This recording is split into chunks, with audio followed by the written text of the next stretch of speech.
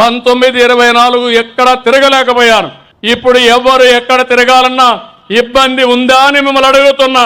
అంతమంది ఎస్పీలు పెట్టాం, ఇంతమంది పోలీసులు పెట్టాం అనే మాటలు తప్ప చేతల్లో చాలా నిర్లక్ష్యంగా ఉంటున్నారు అన్నది స్పష్టం. నేను ఎప్పుడైనా స్వేచ్ఛగా తిరిగానా రాష్ట్రంలో? మాజీ ముఖ్యమంత్రిగా చూశారా 5 ఏళ్లు మీరు? చంద్రబాబు నాయుడు విషయంలో ఇట్లాంటి పని చేయలేదు జగన్మోహన్ రెడ్డి. చంద్రబాబు టూర్లన్నిటికీ కూడా సెక్యూరిటీ పర్ఫెక్ట్గానే ఇచ్చారు.